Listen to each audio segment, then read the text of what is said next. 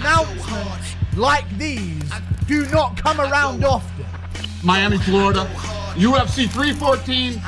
We've got Alexander Volkanovski versus Diego Lopes for the vacant UFC featherweight title. I don't think you are going to get a better version of Alexander Volkanovski coming into this particular fight. But he is fighting a young, hungry lion. Diego Lopes, my God, he might be the future champion. It's a great main event. It's a great title fight. We love meritocracy. We love people that have earned their opportunity. I was telling everybody, I was like, I think this guy's the guy.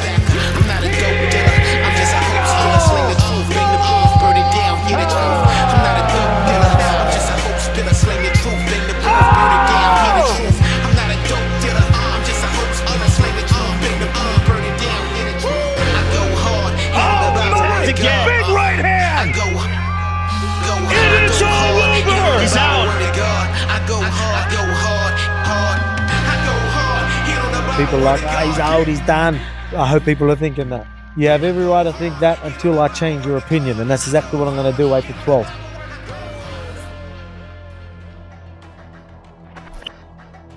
The king reclaims the throne. Alexander Volkanovski defeats Diego Lopes by unanimous decision, 48-47, 49-46, and 49-46. This was a masterclass from Volkanovski, a calculated high IQ performance against one of the most dangerous finishers in the division. Volk approached the fight as a technician, staying one step ahead of Lopes for most of the contest. And while he did mix it up in a few exchanges, some of which he won, some of which he didn't, his bread and butter came from working off the jab and leg kicks. That jab wasn't just landing, it was baiting out the heavy power shots from Lopes. Volk would fake the jab, get Lopes to bite, and then slip the counter. This wasn't about trading power for power, it was about outsmarting the opponent. And make no mistake, Lopes did connect.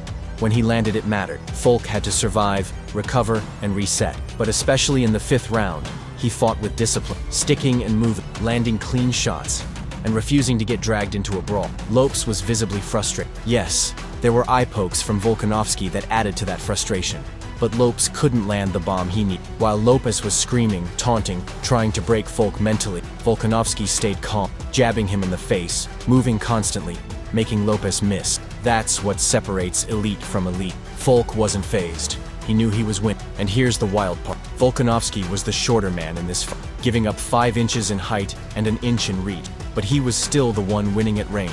That's a pure skill advantage. Lopes should have had the edge in long-range strike, but he didn't. Now, credit to Lopes. He's an absolute juggernaut. He ate Volkanovski's best punches, shots that would knock out most featherweights. Overhands, hooks, right straights. Volk was throwing and yet Lopes walked through. One overhand in particular didn't even land flat. His arm clipped the shoulder while the glove caught the side of Volk's face, and it still dropped. Imagine if that punch had landed clean on the jaw. Volk probably wouldn't have gotten. And in that moment, you could tell Volk realized the mistake. He had leaned straight back against a longer strike, a rookie, but he adjusted immediately, started using angles, making it harder for Lopes to. Then, there was that beautiful same-side combo, the right low kick into the right overhand, a rare move in MMA. Volk would fake or throw the, baiting Lopes into raising his leg or react, and then fire the over. The leg movement traps the opponent in place, giving the punch nowhere to go but through the target. It was a clever something you only see from fighters with real depth in their striking arm. Volkanovski kept baiting the power shots all jab, low kick, rip. It was Lopes, on the other hand, was constantly loading up, trying to end the fight with one. As Joe Rogan, Lopes is looking for the home run every single. He's not a tech. He's a dangerous power puncher with insane knockout, but that only gets you so far against someone like Lopes. Is a rare 5'11" with a 72-inch reach and knockout. You don't see that often in featherweight. Guys like Josh Emmett, Chad Mendes, they're compact and Lopes is long and still hits like a truck. That's a scary. He was trying to do what he did against Ortega and Evloev, land the overhand over the, but Volk was too. And surprisingly, Volk incorporated a lot more wrestling than it, not necessarily to get the fight to, but to break the rhythm, push Lopes against the fence, and score with clinch. Volk had success in areas where people thought Lopes might have the advantage. Even after getting dropped twice, Volk stayed composed and stuck to the game. That's what makes this win so important. For most of, maybe 23 of the 25 minutes, Volkanovski was in. Lopes had just a few moments, and yet those were enough to steal.